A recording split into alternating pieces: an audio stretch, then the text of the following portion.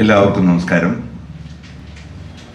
കഴിഞ്ഞ 30 വർഷമായിട്ട് നടന്നു വരുന്ന ഈ ഗണേശോത്സവത്തെ പറ്റി കൂടുതൽ ഇവിടെ ചർച്ചകൾ വന്നു കഴിഞ്ഞു. മാത്രമല്ല നമ്മുടെ 24 മുതൽ 1-ാം തീയതി വരെ നടക്കുന്നതിൻ്റെ ഡീറ്റെയിൽസും നമ്മൾ പത്രക്കുറിപ്പിലൂടെ പറഞ്ഞിട്ടുണ്ട്. ഇതിനകത്ത് വിട്ടുപോയ ഒരു കാര്യം എന്ന് തുടങ്ങുന്നത് 23-ാം തീയതി ഒരു മിഴി തുറക്കൽ ഫംഗ്ഷൻ ഞങ്ങൾ അതിഗംഭീരമായിട്ട് വെച്ചിട്ടുണ്ട്. അപ്പോൾ അതിന് നിങ്ങളുടെ എല്ലാവരുടെയും സാന്നിധ്യവും വേണം, മാത്രമല്ല സപ്പോർട്ടും വേണം. കാരണം മിഴി തുറക്കൽ ഫംഗ്ഷനാണ് ശരിക്കും പറഞ്ഞ ഗണേശോത്സവത്തിൻ്റെ ആ കണ്ണ് തുറക്കുന്ന ആ ഒരു ചടങ്ങും ഗണേശ ഭഗവാന്റെ എല്ലാ സർവ്വ ഐശ്വര്യങ്ങളും നമുക്ക് എല്ലാവർക്കും കിട്ടുന്ന ആ ഒരു പ്രതീതി നമുക്ക് കിട്ടുന്ന അന്നത്തെ ദിവസം മുതലാണ്.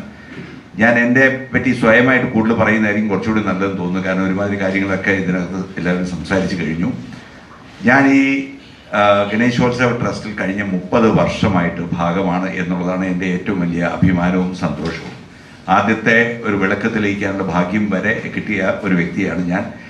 ഗണേശ ഭഗവാനിൽ ഏറ്റവും കൂടുതൽ വിശ്വസിക്കുന്നതുകൊണ്ടാകാം എൻ്റെ ജീവിതത്തിൽ എന്നും ഉയർച്ച നൽകിയിട്ടുള്ളത് ഗണേശ ഭഗവാനാണെന്ന് വിശ്വസിക്കുന്ന ഒരു വ്യക്തിയാണ്. എനിക്കെന്ന് മാത്രമല്ല, ഞങ്ങളുടെ കൂട്ടത്തിലുള്ള എല്ലാവർക്കും പേഴ്സണലായിട്ട് അങ്ങനത്തെ അനുഭവങ്ങൾ ഉണ്ടായിട്ടുണ്ട്.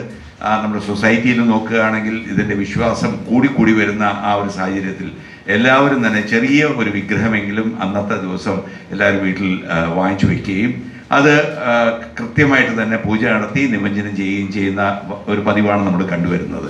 ഇത് ഓരോ വർഷവും ഇതിൻ്റെ എണ്ണം കൂടി വരുന്നുണ്ട്.